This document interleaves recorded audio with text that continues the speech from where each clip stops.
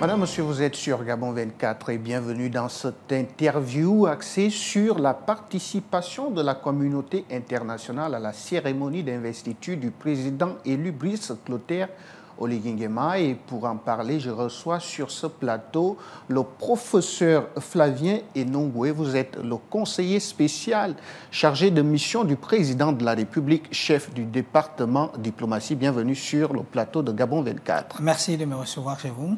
Alors, au moment où le monde s'invite à Libreville le 3 mai 2025, à l'occasion de l'investiture de Brice Clotaire Oligui Nguema, élu président de la République le 12 avril dernier, on peut se poser une question simple: qui est là et qui n'est pas là? Selon les derniers pointages, il est annoncé la participation de 24 chefs d'État, 2 premiers ministres, 2 vice-présidents de la République et de nombreuses autres personnalités de second rang. Et comme vous pouvez imaginer, par rapport donc à la géographie, ou pour ne même pas dire la géopolitique de cette présence, on peut tout logiquement, on pouvait s'y attendre à ce que l'Afrique se taille la part du lion, avec évidemment l'Afrique centrale, sur les 10 pays de la CEAC, tous sont représentés, dont 8 au niveau des chefs d'État, le Congo-Brazzaville, le Burundi, la Guinée équatoriale, la République centrafricaine, le Tchad, la République démocratique du Congo, le Rwanda, j'espère que je n'oublie personne, et seulement le Cameroun au niveau du Premier ministre, chef du gouvernement, et l'Angola représenté par le ministre d'État à la présidence de la République. Donc ça, c'est ce qui est pour l'Afrique centrale. Mais on ne se limite pas à l'Afrique centrale. Et ce qui est à noter, c'est quasiment la représentation de toutes les communautés économiques régionales, donc toute l'Afrique. L'Afrique australe, avec 2 chefs d'État, le président du Botswana et le président rwandais, le président zambien, l'océan Indien, avec le président de Madagascar et les Comores, l'Afrique de l'Est, une forte représentation avec 4 présences, le président du Kenya, William Ruto, la Tanzanie, l'Éthiopie et le vice-président de l'Ouganda. En Afrique du Nord, 2 présences marquantes. Le président Al-Sisi a dépêché à Libreville son Premier ministre, pour qui connaît la diplomatie égyptienne, le niveau de représentation est très élevé. De même pour le Maroc avec le président de l'Assemblée nationale. En Afrique de l'Ouest, là aussi, vraiment une présence record, 9 délégations. Et quand je parle de délégations, c'est-à-dire au niveau des personnalités les plus élevées. Il y en a qui ont dépêché des ambassadeurs. Mais 8 chefs d'État de l'Afrique de l'Ouest, la Côte d'Ivoire, le Sénégal, la Sierra Leone, le Togo, le Ghana, la Gambie, la Guinée-Bissau, la Guinée-Conakry et le vice-président de la République fédérale du Nigeria. Alors, vous venez d'étaler la participation de pratiquement toutes les régions d'Afrique, mais qu'en est-il des autres régions du monde? Alors, les autres régions du monde sont également invitées en Afrique, à commencer par l'Asie, la Chine, elle est présente, le Japon, donc l'émissaire du président Xi Jinping, le Japon, le Premier ministre a effectivement dépêché aussi un émissaire. Il y a, pour rester proche et Moyen-Orient, je n'irai pas dans le détail, mais la plupart de nos amis du Golfe, et Israël. Israël a dépêché le vice-ministre des Affaires étrangères, ce qui n'est pas rien. La République tchèque en Europe a dépêché un président de la République. Voilà. La France avec le ministre délégué à l'Europe.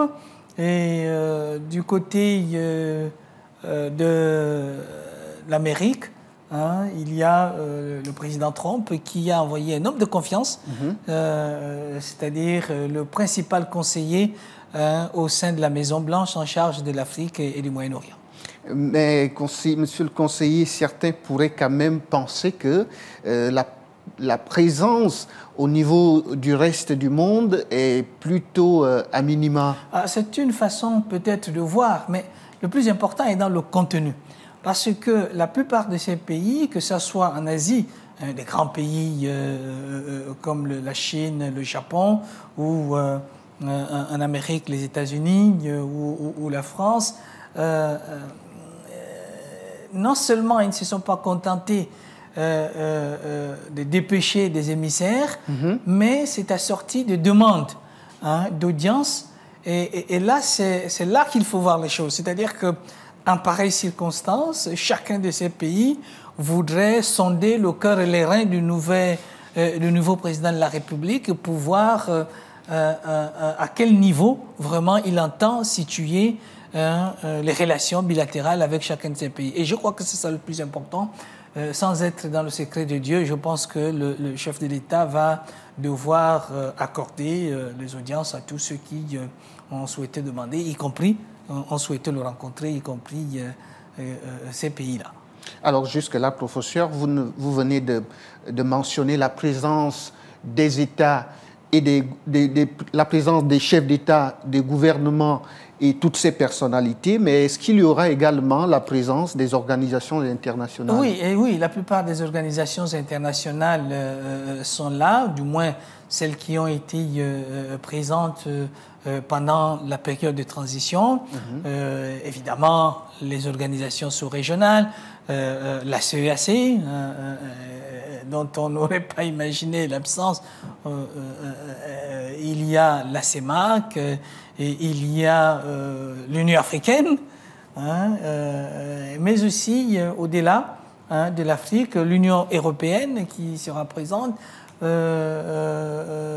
y a aussi la francophonie. Madame la secrétaire générale Louise Mouchiki-Wabo est présente à Libreville. Elle a d'ailleurs sollicité une audience pour faire le point avec le chef de l'État sur la relation entre l'OIF et l'organisation qu'elle dirige, et les Nations Unies, mais aussi et surtout, je dirais même surtout, parce que comme vous le savez, la phase que nous amorçons est une phase qui nécessite une mobilisation de ce qu'on appelle les partenaires au développement, les partenaires économiques au développement. Donc, il y a des organisations financières comme le FMI, la Banque mondiale, des banques comme la BAD, et bien d'autres, l'UBA, en tout cas une bonne représentativité, y compris même des entreprises, des grandes multinationales qui ont sollicité être présentes à l'invitation, évidemment, de nouer, de renouer les relations avec les autorités gabonaises.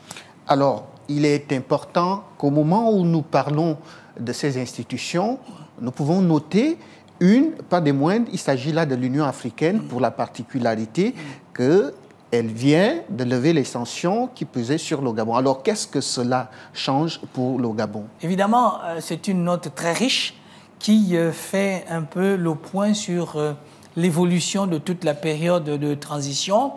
Bien sûr que nous aurons souhaité que cette levée ait lieu bien avant, mais il n'est jamais trop tard. Et le plus important, c'est qu'elle a eu lieu.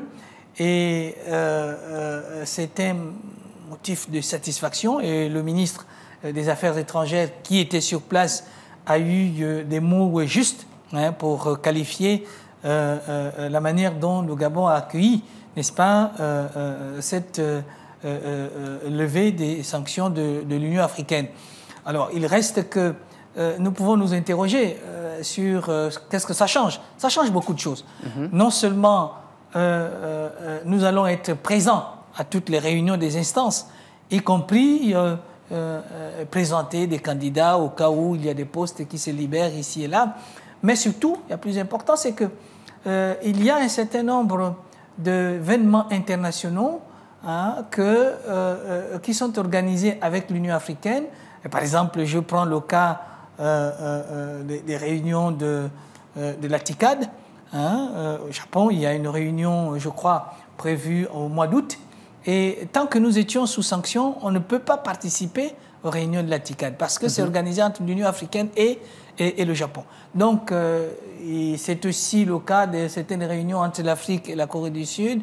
Voilà. Et puis d'autres réunions. Donc, dès lors que nous intégrons la famille africaine, eh bien, ça nous ouvre les portes d'autres partenaires internationaux, sans compter que, mais ça, je laisse la primeur au chef de l'État, nous avons des ambitions, aussi bien à l'OIF qu'à l'Union africaine, pour ce que le président de la République a appelé un retour de la diplomatie des sommets. Alors, restons sur la diplomatie des sommets. Le Gabon a émis le souhait, à travers le président de la République, d'organiser la prochaine conférence de l'Union africaine à Libreville. Alors oui, c'était lors de la cérémonie de présentation de vœux, et je pense que c'est d'autant plus d'actualité que la diplomatie gabonaise va se mettre en branle pour solliciter auprès de ces organisations que nous puissions accueillir d'abord à Libreville ici la famille africaine à l'occasion donc en 2027, et puis on espère bien, et je pense que l'audience avec la secrétaire générale Louise Mushikiwabo va être aussi l'occasion de le dire de vive voix pour que nous puissions accueillir en 2030 la famille francophone. Alors, professeur, nous sommes arrivés au terme de cette interview. Il est à préciser que si l'Union africaine avait attendu que le processus électoral commence et aille à son terme au Gabon, ce qui a été fait le 12 avril dernier, le scrutin présidentiel s'était tenu, la CEAC n'a pas attendu que les élections se tiennent pour lever ces sanctions. Oui, parce qu'elle avait estimé que le Gabon avait déjà réuni quelques avancées considérables et estimait qu'il faut s'inscrire dans la logique de l'encouragement, donc d'amener le Gabon à aller plus loin. Alors, on aurait souhaité que le principe de subsidiarité à cette époque-là puisse prévaloir au niveau de l'Union africaine. Mais bon, c'est une histoire désormais ancienne, après ce qui est arrivé avant-hier.